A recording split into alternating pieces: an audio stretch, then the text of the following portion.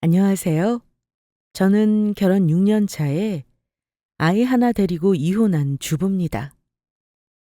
경기도 모초에서 나름 핫한 식당을 운영하는 젊은 사장입니다. 여자 혼자 몸으로 식당 운영하는 일이 사실 쉽지만은 않네요. 하지만 친정엄마 도움을 간간히 받아가며 열심히 하고 있습니다. 오죽하면 어린아이까지 있는 여자가 이혼을 결심했을까 싶으시죠? 저는 시가 식구들에게 요즘 말로 호구 취급을 당했지만 내 새끼에게 아빠 자리를 지켜주고 가족이라는 울타리를 무너뜨리지 않으려고 참고 살며 노력했어요. 하지만 끝내 이혼했습니다. 말씀드리고 싶은 건 사람 본성은 절대 변하지 않는다는 것. 그러니 세월을 참고 기다려봤자 내 아까운 시간만 손해라는 사실입니다. 유일하게 후회하는 것이 있다면 조금 더 일찍 이혼했다면 어땠을까 하는 거네요. 남편과 저는 연애를 오래 하지는 않았습니다. 저는 이 동네에서 부모님이 30년 넘게 산 토박이이고 엄마가 운영하던 식당을 물려받아 하고 있어요. 결혼 전에 저는 잠깐 직장을 다녔었는데 거기서 남편을 소개로 만났습니다. 남편은 주류 업체에서 운전직으로 일하고 있었어요. 까놓고 말해 조건으로만 보면 연애할 때 남편은 결혼 상대자로 100점은 아니었습니다. 하지만 다른 건 몰라도 성실하고 거짓 없는 순수한 사람으로 생각했습니다. 만나면 만날수록 뭐랄까요? 순박하고 여자도 잘 모르는 순진한 모습이 좋았어요. 결혼하자고 할 때 다른 건 하나도 안 보고 사람 하나만 봤습니다. 저희 친정은 아빠가 안 계시지만 식당 운영하시는 엄마 덕분에 먹고 살만한 반면 예배시댁은 그 당시 형편이 좋지 않았고 남편 말만 들어보면 사실 전혀 결혼할 만한 여건은 아니었어요. 하지만 나이가 이미 35이 훌쩍 넘었던 남편은 무슨 일이 있어도 저를 고생시킬 일은 없을 거라고 약속했고 우리 친정 엄마에게도 참 잘했습니다. 주말에는 우리 엄마 가게에 와서 팔을 걷어붙이고 일을 도울 정도로 엄마에게 잘 보려고 갖은 노력을 했습니다. 사실은 엄마가 처음에 우리 신랑을 마음에 들어 하지는 않았습니다. 그도 그럴 것이 엄마에게 저는 무남동료 외동딸인데다 웬 시커먼 놈이 와서 갑자기 사위가 되겠다고 하니 처음에는 당황하셨어요. 모든 딸 가진 엄마가 왜 사위 욕심이 없겠습니까? 우리 친정 엄마도 아빠는 없을지언정 곱게 키운 외동딸 좋은 자리에 시집 보내고 싶어 하셨어요. 예, 넌 어디서 만나도 꼭 도둑놈같이 시커먼 놈을 만나서 엄마를 놀라게 해. 왜 매주 오라고 하지도 않는데 식당에서 설거지를 한대? 웃기지도 않다. 엄마는 너 그놈한테 일찍 시집 보낼 생각 전혀 없어. 그만 오라고 해. 나중에 정식으로 인사드리자고 했는데 막무가내인데 어떻게 해. 그냥 적당히 받아줘, 엄마. 근데 나한테 잘해주고 정말 고생 안 시킬 사람이야. 그거 하나는 약속하겠대. 너는 결혼 전에 남자가 하는 말이 뭐 전부 진심인 줄 아니? 딱 보니 너랑 결혼하면 편하게 살겠다 싶어서 승부 거는 거지. 엄마는 척 보니 알겠구먼. 네가 순진해서 남자를 모르네. 연애를 많이 해봐야 보는 눈도 생기는 거야. 만난 지 아직 1년도 안 됐다며. 단정짓지 말고 사람 만나보고 아니다 싶으면 그만둬. 엄마는 아무래도 결혼이 현실이라며 제가 형편 좋은 집에 제대로 시집가기를 바라신 것 같아요. 엄마는 우리 동네에서 식당을 20년 넘게 운영하셨습니다. 원래 아빠 살아계실 때 같이 하셨지만 돌아가시고 나서는 엄마가 혼자 하시면서 근처 사는 이모 도움을 받고 있어요. 저도 고등학교 때부터 엄마 바쁠 때는 방학 때 간혹 식당 일을 도와드리기도 했고요. 나름 엄마 식당 이름 되면 동네 맛집이라고 단골들 사이에서나 유명한 정도였어요. 사실 동네 식당이 그렇죠. 인테리어도 오래됐고 메뉴도 그대로고요. 엄마가 가격을 안 올리겠다고 몇 년 동안 엄청 고전을 하셨는데 재료값이 천정부지로 뛰는 통에 작년에서야 모든 메뉴를 1,000원씩 올렸네요. 그것도 제가 엄마한테 올려야 한다. 요즘 10,000원도 안 하는 메뉴로 살아남기 어렵다고 난리쳐서 겨우 올린 겁니다. 암튼 엄마는 그 당시 장사가 체력적으로 힘들어서 현상 유지만 하는 정도로 만족한다며 더 손님 몰리는 것도 싫다고 하시더라고요. 남편은 제가 식당하는 집 딸이라고 했을 때 듣자마자 바로 결혼하자고 저에게 조르던 시기에 남편이 슬쩍 우리 엄마 식당에 대해 물어본 적이 있었습니다. 근데 장모님 하는 식당 말이야. 월 매출이 얼마나 돼? 월에 1,000만 원은 남으려나? 글쎄, 나도 정확히는 몰라. 이모랑 홀서빙 월급 주고 나면 뭐 직장인 월급보단 조금 더 남는 수준이겠지. 워낙 엄마가 식당 메뉴가 저렴해서. 재료값 빼면 남는 것도 얼마 없을걸? 어쨌든 매달 안정적인 매출이 나온다는 게 중요하지. 네가 외동이니까 언젠가는 장모님 가게 물려받아서 해야 하지 않을까? 엄마 가게 매출이며 제가 물려받아서 언젠가는 운영을 해야 한다는 말을 종종 했는데 뭐 그거야 물어볼 수 있는 거라 생각합니다. 그런데 종종 시답잖은 얘기를 한 적도 있어요. 나중에 결혼해서 제가 엄마 가게 물려받으면 자기는 매출 관리를 해주고 싶다나요? 직장인들의 로망은 사업 아니겠냐면서 자기랑 엄마 가게를 한번 크게 만들어 보자는 소리도 했습니다. 그때는 웃어넘기고 말았는데 그냥 하는 소리가 아니었던가 봐요. 식당 일이 뭐 쉬운 줄 알아? 나는 요리 솜씨도 없고 엄마처럼 할 자신 없어. 얼마나 부지런해야 되는데. 사람들 입맛이 얼마나 무서운데 맛 조금만 변해봐. 예전하고 달라졌다고 다시는 안 찾더라. 원래 단골 많은 식당이 변하면 더 빨리 망하는 법이야. 저는 엄마의 요리나 장사에 소질이 없다고 생각했기 때문에 엄마 식당이 잘 된다고 해도 물려받을 생각이 없었습니다. 혹여 제가 어설프게 운영했다가 엄마가 그동안 열심히 일궈온 식당 이름에 먹칠을 하면 어쩌나 하는 고민도 있었어요. 하지만 남편은 언젠가는 제가 엄마 식당을 물려받아야 하지 않겠냐는 말을 자주 했습니다. 그리고 엄마에게 잘 보이려는지 결혼 허락을 맡겠다면서 주말마다 엄마 식당에 출근 도장을 찍으며 일을 돕더라고요.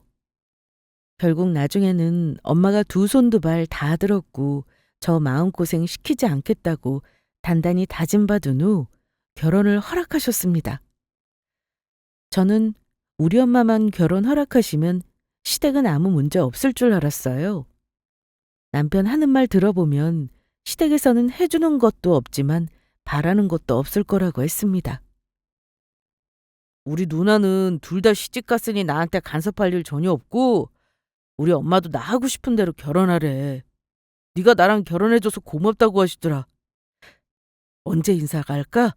우리 집에서는 너 몸만 와도 된다쇼? 시댁에서는 우리 엄마 결혼 허락이 떨어지자마자 결혼을 서둘렀습니다. 그렇다고 남편이 뭐 하나 준비가 된 건 아니었어요. 돈을 많이 모아놓지도 않았고요. 저는 결혼을 하도 조르길래 단칸방이라도 하나 마련해 놓은 줄만 알았는데 알고 보니 35해 되는 동안 모아놓은 돈은 단돈 6천만 원. 그것도 자기 엄마한테 생활비 들이다가 결혼자금 모으겠다고 선언하고 안 드리게 되면서 모은 거라고 했습니다. 저도 6천만 원이 작은 돈 아니라는 건 압니다. 하지만 제가 32에 1억 넘게 모아놓았고 대출을 끼긴 했지만 작은 평수 빌라까지 마련해 놓은 거에 비해 너무 잃어놓은 게 없구나 싶었습니다. 오히려 남편은 우리 엄마가 뭐 해주시는 거 없냐며 대놓고 물어보기도 했어요. 자기 집은 아예 처음부터 받을 게 없다는 식으로 옷을 박아놓았고 대출받아 결혼할 생각도 없으며 무조건 가진 돈 예산 안에서 결혼할 거라고 하더군요. 만약 내가 돈이 없었으면 어쩔 뻔했냐고 하니까 그러면 당분간 자기 엄마 집에서 합가해서 살자고 할 생각이었답니다. 돈 아끼려면 차라리 몇 년간은 부모랑 같이 사는 게 현명하다나요? 하지만 신혼살림부터 시어머니와 합가하고 싶은 여자가 있을까요? 친정엄마한테 말 꺼내면 당장 결혼 물으라고 할 게 뻔해서 얘기도 못 꺼냈습니다. 사실 엄마가 처음부터 남편을 마음에 들어 하지 않기도 했고, 엄마 눈에 눈물 나게 하면서 하는 결혼인데 솔직히 엄마한테 죄송했습니다. 그래서 시댁에서 이런저런 요구받는 결혼은 하고 싶지 않았습니다. 남편이 받는 것이 없으니 저도 그만큼만 해가고 싶었어요. 그런데 결혼 준비하면서 뜻밖의 복병이 10월대에 있다는 걸 알게 되었습니다. 그 복병은 다름 아닌 시누이였어요. 시어머니도 시어머니지만 남편의 누나 2명 중 둘째 시누이가 문제였습니다.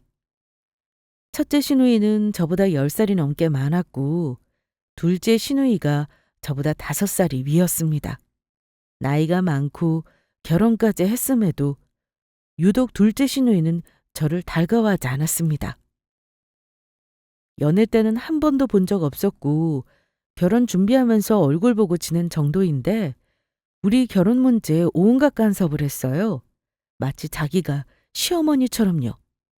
문제는 시누이가 시어머니가 짝짝꿍이 잘 맞아서 어머니는 아무 생각 없이 있다가 시누이에게 얘기를 들으면 그런가 보다 하고 저에게 말도 안 되는 요구를 했습니다.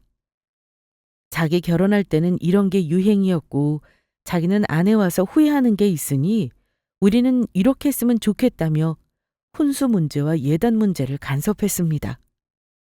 저는 제가 아쉬워하는 결혼이 아니었기 때문에 시댁에서도 바라는 거 없이 잘해 주실 줄 알았습니다.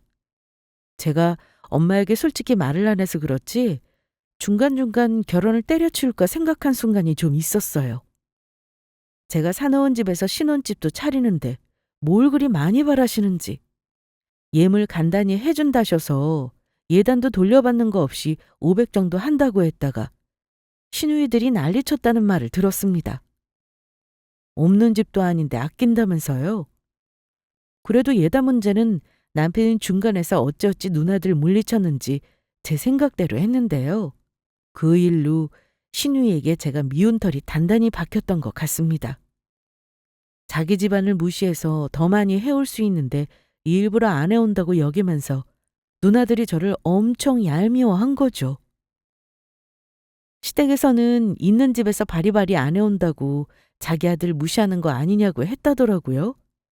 저는 이 말을 시누이 입을 통해 들었습니다. 아마 결혼 한 달도 안 남겨놨을 때였어요. 저를 유독 미워하던 둘째 시누이가 그러더라고요. 올케, 우리 엄마가 엄청 서운해하는 거 알아? 네? 어머니가요? 무슨 말씀이신지. 하필 결혼 전 식사하자고 사람 불러놓고서는 남편도 옆에 없을 때 시누이가 말을 꺼내더라고요. 왜긴? 정말 무슨 말인지 몰라? 우리 집안에서 성우가 막내 아들이지만 우리 엄마가 정말 노력해서 얻은 아들이야. 집안 형편 어렵다고 올케가 우리를 은근히 무시하는 것 같은데 그러지 마. 올케는 친정아빠도 안 계신데 우리라고 장인어른 사랑 못 받는 집에 동생 장가 보내고 싶겠어? 근데 우리가 해주는 거 없다고 예단을 이딴 식으로 해온다니 우리 엄마가 얼마나 서운하시겠냐고. 저는 갑작스런 시누이 공격에 너무 당황스러웠습니다. 예상치 못했던 시누이 말에 얼떨떨했던 저는 대꾸도 제대로 못했어요. 제가 있는 집인데 일부러 안 해오는 게 얄밉다나요? 그날 시댁에서 차마 뒤집어 엎지는 못하고 그 집 나와서 남편에게 진심으로 이 결혼 접자고 했는데 남편이 시어머니랑 누나들에게 난리쳐서 겨우 제 마음 돌렸던 적이 있었어요. 솔직히 말하면 저 시댁을 무시해서 그런 게 아니라 일부러 많이 안 해간 건 맞아요.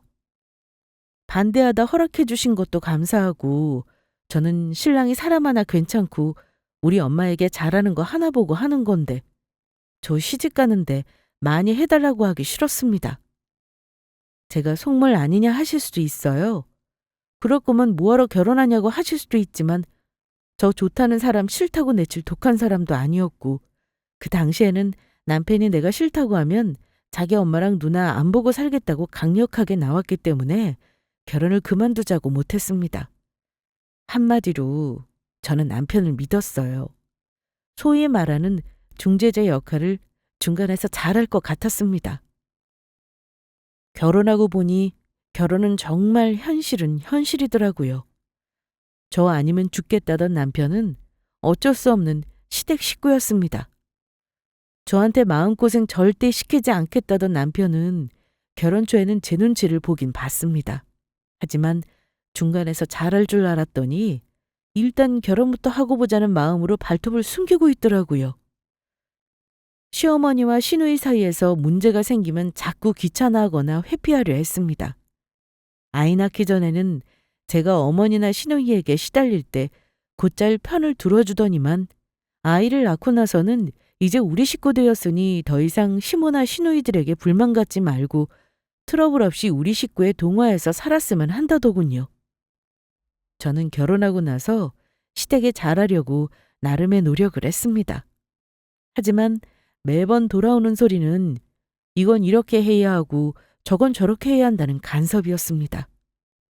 저는 시어머니에게 성격상 먼저 애교 부리고 말 걸고 못하지만 잘하려고 노력해왔고 먼저 말 걸어주시면 상냥하게 잘해왔어요. 게다가 시누이는 자격지심이나 남동생을 뺏긴 질투로 넘기기엔 매번 선 넘는 말을 아무렇지 않게 했습니다. 듣고 있다 보면 저랑 저희 친정엄마 무시하는 바람도 서슴지 않고요. 잘 사는 집 딸인 척하면서 해온 것도 없는데 결혼하고 보니까 더 자기 동생이 아깝다는 발언도 들어봤네요. 뭐 사건이야 많았지만 특히 신혼 때나 아이 낳고 얼마 안 되었을 때는 남편이 저에게 꼼짝 못하는 모습을 보이면 저를 죽일 듯이 노려봤습니다. 그냥 자기 동생이 저를 챙기는 게 꼴 보기 싫었던 것 같아요. 첫째 시누이는 자주 안 보고 사니 그렇다 쳐도 가까이 사는 둘째 시누가 성격이 그야말로 좀 지랄 같았습니다. 제가 시집 와서 보니 시어머니도 시누이에 꼼짝 못했어요. 왜 저리 결혼한 사람이 친정에 자주 오나 했더니 알고 보니 시누이가 자기 남편이랑 사이도 안 좋았습니다. 하긴 그 성질머리를 감당할 남자가 누가 있겠나 싶었어요. 시누이도 아이가 있었는데 남자아이고 신우도 아이를 늦게 낳아서 유치원에 다니고 있었습니다. 근데 조카아이가 시누이 못된 성질머리를 아예 빼다 박아서는 아주 보통이 아니었습니다. 저는 딸이라 더 적응이 안 되더라고요. 아들인 거 감안해도 초등학교나 된 녀석이 기본생활 습관이 안 되었는지 가끔 만나면 정신도 하나도 없고 지나간 자리는 전쟁터예요. 먹는 것도 앉아서 못 먹고 돌아다니면서 먹고 손도 소파에 쓱쓱 닦아요. 어른을 보면 인사가 아니라 뛰어나와서 박치기를 먼저 합니다.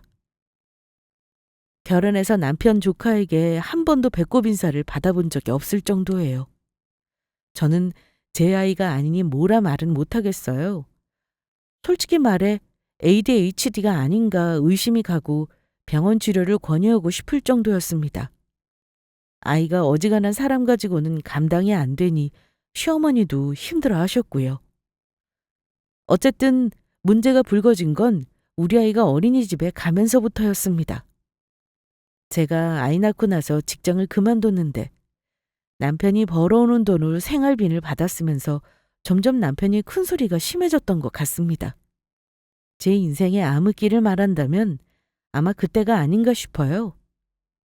제가 아이 유치원을 보내고 한숨 돌리게 되니 남편은 얼마 되지도 않은 생활비 갖다 주면서 무슨 대단한 일이라도 되는 양 돈 아껴 쓰라는 소리를 밥 먹듯이 했고 우리 엄마 식당에서 일해 아르바이트라도 벌어 보태라는 말을 서슴없이 했어요. 나 직장 생활비 피똥 싸면 사는 거야. 당신 애 낳고 집에서 놀면서 돈을 왜 그리 많이 써? 놀다니. 우리 민정이한테 들어가는 돈이고 우리 먹고 사는 생활비야. 나한테 쓰는 돈이 10,000원이라도 있는 줄 알아?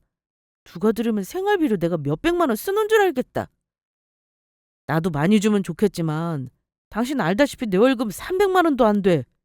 나도 요즘 힘들다니까? 우리가 빚은 없지만 이런 식으로 나만 벌면 돈 모으는 거 없이 노후 준비도 하나 못 할걸? 아니, 애 크면 학원은 보내겠냐? 이제 애 어느 정도 크면 당신 알바라도 좀 해서 보태야지. 안 그래?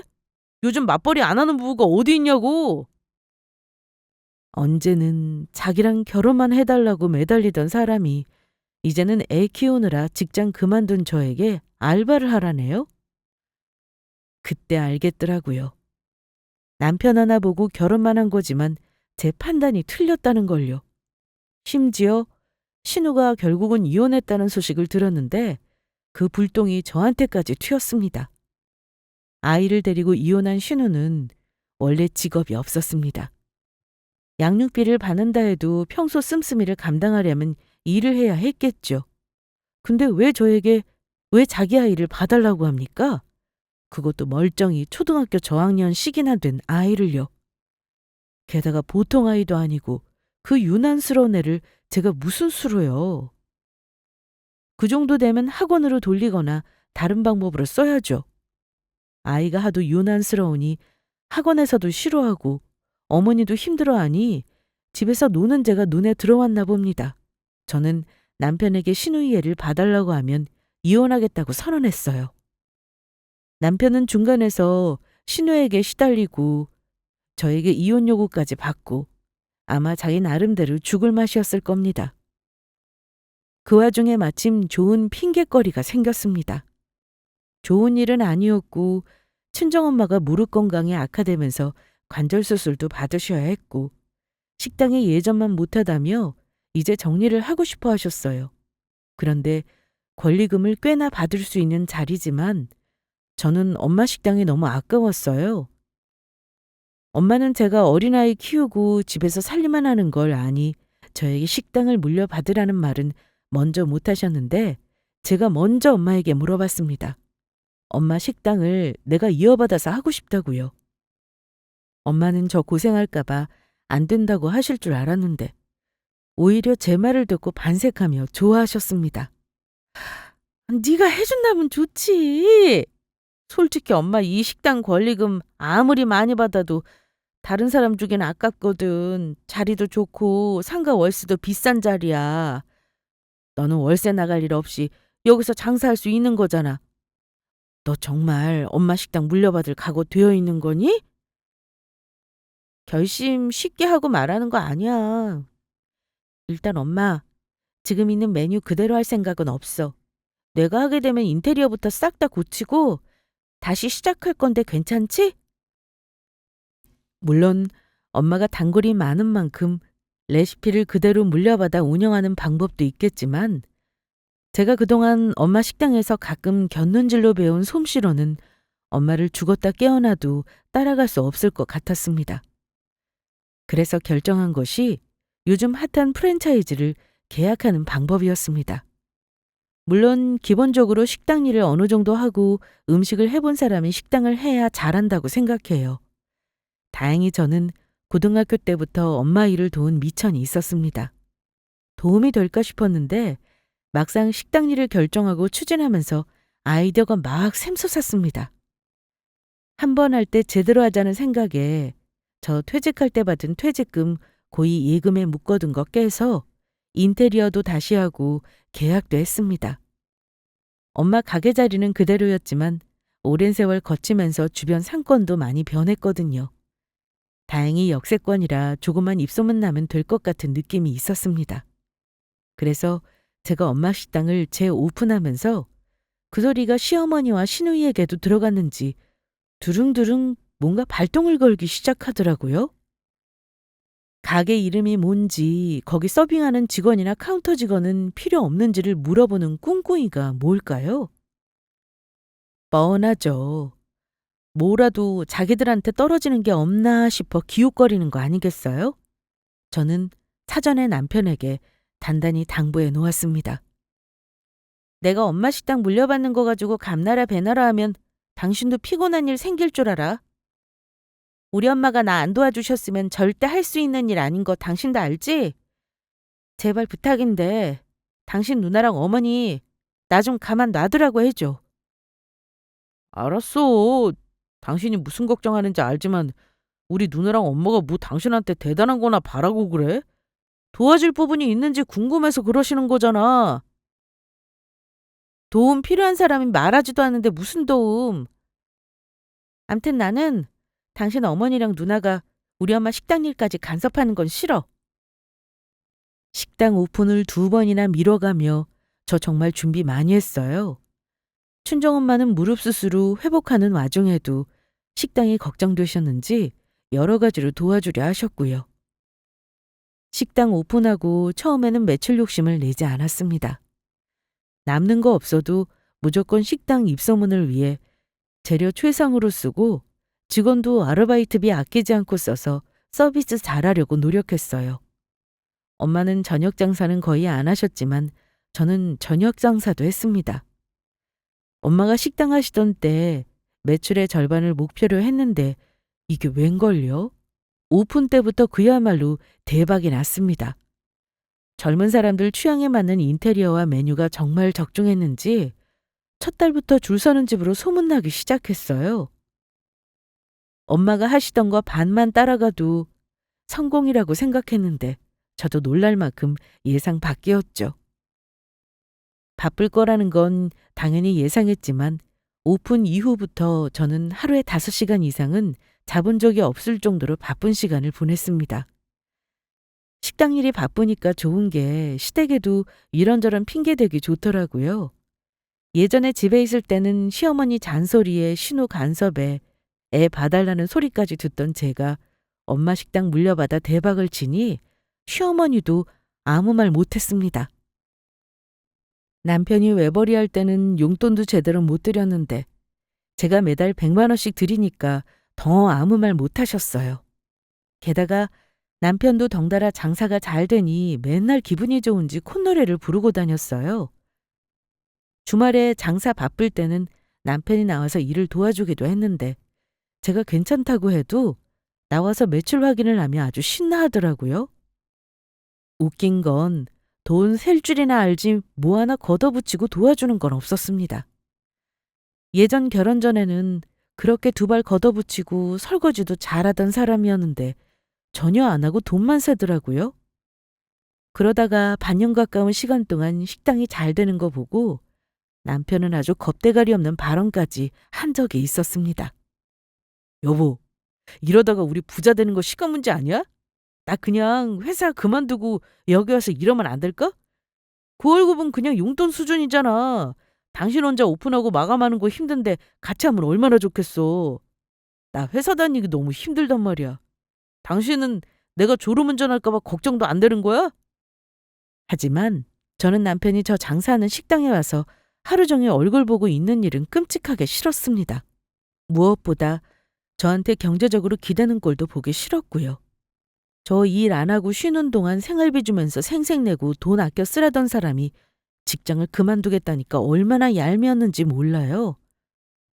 그래서 남편이 회사 일을 그만두면 그날이 나와 이혼하는 날인 줄 알라고 으름장을 놓았습니다. 당신이 한두 살 먹은 애야? 내가 아무리 돈을 번다고 해도 그래. 가족을 책임지는 가장 입에서 어떻게 직장 그만두겠다는 말이 나와? 마누라 하는 일 옆에서 거들며 콩고물 받아먹을 생각하지 마. 한 번만 더 회사 관둔다는 소리만 해봐. 그날로 나랑 이혼이라는 것만 알아도. 겉으로는 저에게 못 이기는 척 알겠다고 대답하더라고요. 그런데 설마 하니 저는 남편이 저에게 말도 없이 직장을 관둘 거라고는 생각하지 않았습니다. 제가 1년 동안 식당 운영하랴 아이 케어하랴 정신없는 와중에 남편은 기어이 직장을 저에게 상의도 없이 그만두었습니다. 황당한 건 직장을 그만두고도 저에게 그동안 사실을 숨겼다는 거예요. 맨날 출근하는 척까지 하더군요. 그러다가 월급 받는 날이 되어서야 자기 직장을 그만뒀다며 고백을 했습니다. 설거지하는 중에 공격처럼 들어오는 퇴사 고백에 저는 분을 못 참고 접시까지 깨고 말았습니다. 내가 당신 실망 안 하게 정말 잘할 자신 있다니까. 운전하는 일 나이 들어서까지 할 수 있는 일은 아니잖아. 게다가 나 새벽에 운전하다가 졸아서 큰일 날 뻔한 적도 많아. 나도 이제 돈 잘 버는 마누라도 좀 보면 안 되겠냐? 내가 분명히 말했지. 회사는 그만두면 안 된다고. 돈이 문제야? 당신이 내 식당 와서 음식을 할 거야? 아니면 서빙을 할 거야? 내가 당신을 몰라? 그냥 나가. 당신 취직하기 전에는 아예 집에도 들어오지 마. 이혼한다는 내 말이 우스웠어? 당신이야말로 남편이 얼마나 웃으면 이혼한다는 말을 그렇게 쉽게 하냐? 내가 놀고 먹고 싶어서 직장 그만둔 거 아니잖아. 어쨌든 내 덕 보려고 무턱대고 직장부터 관둔 거잖아. 난 이런 짓은 용납 못해. 제가 펄쩍 뛸 걸 알고 일부러 저지르고 본 남편. 너무 괘씸하고 배신감을 느꼈습니다. 남편을 식당에 얼씬도 못하게 하고 당장 죄취업부터 알아보라고 했어요. 딱 한 달 시간을 주겠다고 했습니다. 울며 겨자 먹기로 죄취업을 하려는 제스처라도 취하나 했는데 남편은 도무지 뭘 하는지 모르겠더라고요. 아이 앞에서 싸우기 싫었던 저는 매일 남편과 냉전이었습니다. 솔직히 남편이 너무 무책임한 모습을 보여 이혼하고 싶었습니다. 가뜩이나 결혼해서 실망만 늘어난 데다 속은 기분이었거든요. 그런데 직장을 때려치우다니요. 제가 남편의 월급이 아까워서 화를 내겠습니까? 하지만 진짜 더 화나는 일은 남편과의 냉전 중에 있었습니다. 제가 식당이 대박을 치고 매달 월급을 드리는데도 시어머니는 한동안 잔소리를 안 하시다가 조금씩 욕심을 내시더라고요. 사실 제가 식당 일 핑계로 시댁에 가는 횟수도 줄였는데 어머니는 툭하면 김치를 담갔는데 배추값이 금값이네, 치과 치료 비용이 비싸네, 옷을 백화점에서 사 입어야 하는 나이가 됐다네 어쩌네 하면서 저에게 돈을 더 달라는 말을 했습니다. 싫다고 안 드릴 수도 없는 노릇이라 그동안 용돈 외에도 달라는 대로 도움을 드렸어요. 그런데 남편이 직장 관두고 나서 또 연락이 왔을 때는 짜증이 먼저 나더라고요. 왜 이놈의 집안에서는 도대체 남편이고 가족이고 전부 나한테 뭐 빼먹을 생각만 하는지 말입니다. 결정적으로 제가 이혼을 생각하게 된 사건은 그즘 시어머니와 얼토당토하는 요구를 듣고 나서였습니다. 주말 장사하고 월요일에 하루 쉬는 날 갑자기 할 말이 있다며 우리 집에 직접 오신다길래 제가 집에 있는 남편부터 내보냈어요. 아직은 어머니에게 남편이 직접 그만둔 얘기를 하고 싶지 않았습니다. 무슨 할 말이 있어서 나 쉬는 날 굳이 보자고 하시나 했는데 황당한 건 나를 그렇게나 미워하던 둘째 시누이도 함께였습니다. 당연히 과일 하나 사들고 오지 않고 빈손으로 오셨더라고요. 부탁을 할 거면 뭐 하나라도 사들고 오는 게 예의인데 두 사람 다 도끼 어린 눈을 하고 와서는 다짜고짜 저에게 황당한 요구를 하시더라고요. 어머니, 형님, 무슨 할 말이길래 이렇게 이른 시간에 오신 거예요? 너 쉬는 날이 아니면 얼굴 보기 힘드니 이렇게 온 거 아니냐. 내가 부탁 하나만 하자. 민정엄마, 너 식당이 아주 대박이라지? 이제 1년 정도 지나고 자리도 잘 잡은 것 같은데 내 말 맞지? 매출이 혹시 얼마나 되는 거냐? 근데 두 분 다 제 식당 매출이 왜 궁금하세요, 어머니? 저 벌만큼 벌지만 나가는 돈도 그만큼 많은데요. 맨날 애 맡기고 고군분투하는 거 안 보이세요? 너 애쓰는 건 알아. 근데 너는 너 바쁘다고 다른 식구들 힘든 건 눈에 안 들어오는 거니? 네 시누이 말이다. 이혼하고 나서 혼자 애 키우느라 얼마나 힘든지 알아 몰라. 그래 옳게 나 양육비도 제대로 안 들어오는데 매달 아르바이트 하면서 애 키우기 너무 힘들어. 그럼 저한테 뭘 바라시는 건데요? 느낌이 딱 오는 게 아, 이 사람들이 내 식당이 잘 나간다는 소리 듣고 남편이랑 똑같은 생각을 하는구나 싶었습니다. 내 식당에 서빙 일자리라도 달라는 건가 싶었는데 어이없는 건요. 제 생각이 틀렸더라고요.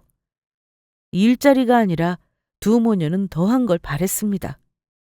예, 뭐겠니? 네 신우 앞으로 그동안 번 돈 투자해서 체인점 하나 더 내줘라. 돈 벌면 너한테도 매달 갚으라고 할 거니까 그리 알고 분점식으로 하나 차려줘. 내가 우리 집에서 멀지 않은 곳으로 식당 자리는 하나 봐놨어. 괜찮으면 오늘 한번 가볼까 싶어서 일찍 온 거야. 저는 어머니가 하는 말을 직접 듣고 나서도 귀를 의심했습니다. 네? 식당을 내달라고요? 제가요? 왜요? 왜 그래야 하는데요? 그러자 두 사람이 눈까지 동그랗게 뜨고 왜냐는 제게 대답하더라고요. 왜냐니? 네 시댁 식구가 힘든데 당연히 돈 잘 버는 네가 도와줘야지. 네 신우 가게 하나 차려달라는 게 뭐가 힘들어? 너 가게 물려받으면서 투자금 얼마 들어가지도 않았잖아. 그 돈 네 신우한테 투자한다고 생각하면 되는 거지. 설마 너 싫으니? 어머니, 설마가 아니라 당연히 싫죠. 형님이 저한테 월세 주실 거예요? 아님 저한테 월급 받겠다고 가게 내달라는 거냐고요. 이런 도둑놈 신바가 어디 있어요? 뭐? 도둑놈? 옳게 말 다 했어? 지금 누구더러 도둑놈이래? 골키가 뭐 그렇게 대단하게 돈 벌어? 신우이가 발끈하자 어머니는 일단 신우이를 제지했습니다. 넌 일 그르치지 말고 가만히 있어. 예미야, 식당을 차려주기 싫다고 했니? 좋다. 식당 차려주기 싫으면 차라리 월 500만 원씩 줘. 그럼 내가 더 말 안 하고 가마. 이건 또 무슨 미친 소리인지. 식당이 싫다면 월 500을 달라는 개소리를 시전하시더라고요. 어머니, 저한테 무슨 돈 맡겨놓으셨어요? 아님 저한테 뭐 큰 돈 빌려주신 적 있으세요? 왜 그리 당당하게 가게 차려내라 싫으면 돈 500을 달라 요구하시는 건데요? 제가 왜 돈 벌어서 그래야 하는지 모르겠네요. 둘 다 싫으니까 그만 얘기하시고 돌아가 주세요. 둘 다 싫다니? 네가 그러고도 가족이냐? 그럼 우리 아들 마누라 옆에 있을 필요가 없지. 차라리 이혼하고 남남이 되지 그러니. 괘씸하게 너 혼자 벌어 혼자 잘 살겠다고? 급기야 시어머니는 제가 싫다고 하니 이혼을 하라고 막말을 하셨습니다. 그래 옳게. 어디 시어머니랑 시누이가 와서 얘기하는데 고개를 쳐들고 싫다고 해? 나도 옳게같이 이기적인 인간 내 가족으로 두고 싶지 않아. 내 동생은 이렇게 독한 마누라랑 사는 거였어? 이혼해! 내 동생이랑 차라리 이혼해라! 그 말 들으니 실소가 터져나왔습니다. 가뜩이나 이 집 아들하고 살기 싫었는데 이혼하라고 멍석까지 깔아주다니 저야 땡큐였죠. 어머니와 시누이는 저에게 이혼하라고 하면 애까지 있는 사람이 진짜 이혼까지 하겠냐 싶어 내질렀겠지만 완전 오산이었습니다. 그만큼 이 집안에 호구짓하면 됐지 가게 차려달라는 말에 냉큼 네라고 대답하고 퍼줄 만큼 멍청이는 아니었어요. 두 사람이 이혼하라고 달려들길래 저는 그 자리에 아주 넙죽 엎드려서 절을 했네요. 아이고, 듣던 중 반가운 소리네요. 어머니, 네, 저 이혼하겠습니다. 정말 감사해요. 이혼하라고 먼저 말해주셔서.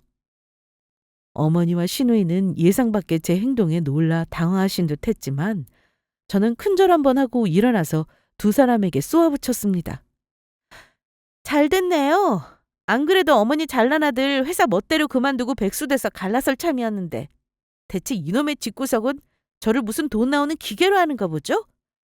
저는 그만하렵니다.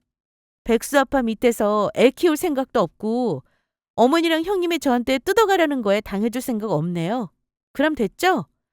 이혼할 테니까 그리 알고 나가주세요. 아, 오신 김에 어머니 아들 짐 좀 챙겨가시면 되겠네요. 뭐? 우리 아들이 직장을 그만둬? 대체 이게 무슨 소리야? 그럴 리가. 우리 아들이 왜 멀쩡한 직장을 관뒀다는 거냐?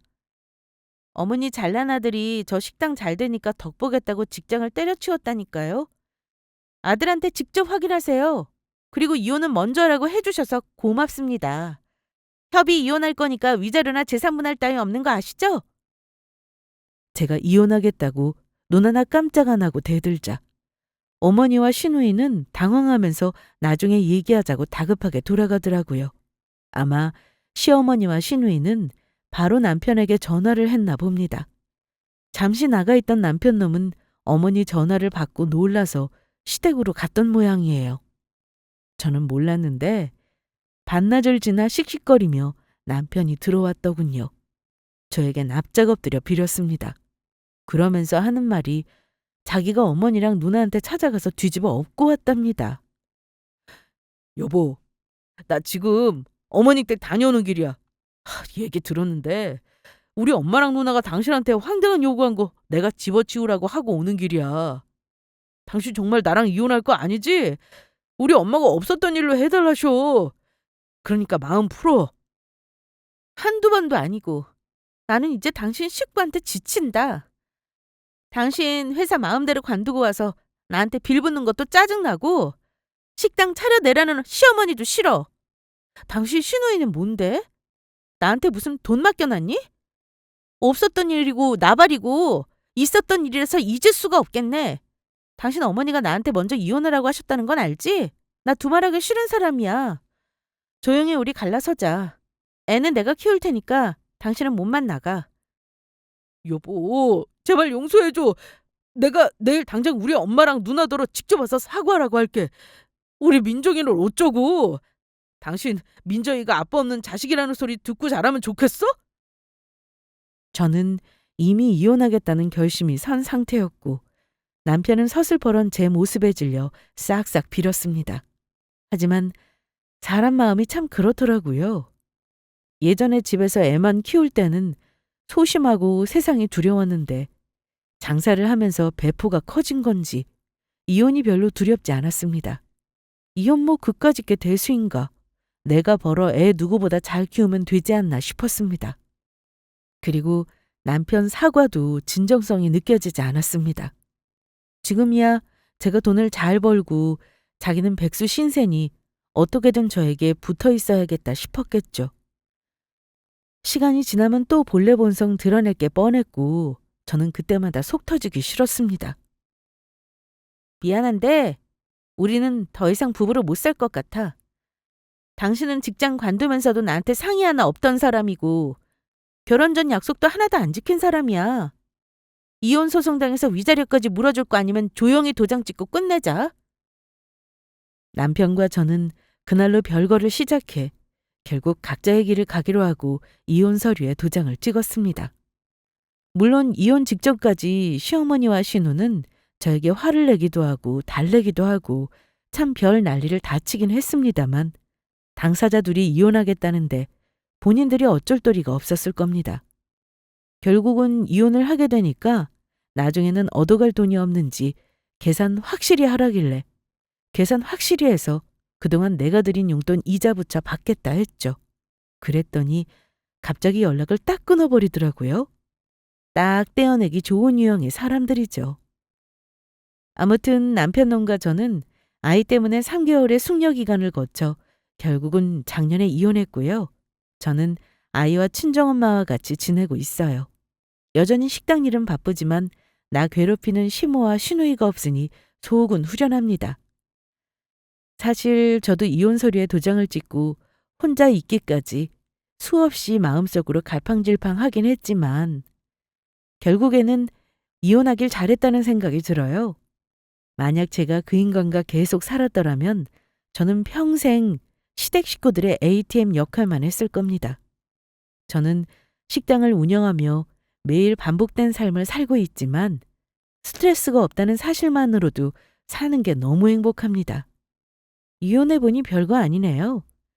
아이가 있는 저도 이혼했는데 스트레스 참고 살다가 병 생기지 말고 결혼 생활 아니다 싶으면 전 이혼하는 거 말리고 싶지 않습니다. 워낙 이혼한 삶이 좋아서요. 역시 대한민국에서 결혼한 여자는 힘든 삶을 사는 존재인 건 결혼제도라는 자체가 참 싫어지네요. 인생 짧으니 후회 없이 살라는 말씀을 마지막으로 전하며 오늘은 이만 여기까지 하고 다음에 또 찾아뵙도록 하겠습니다. 끝까지 들어주셔서 감사합니다.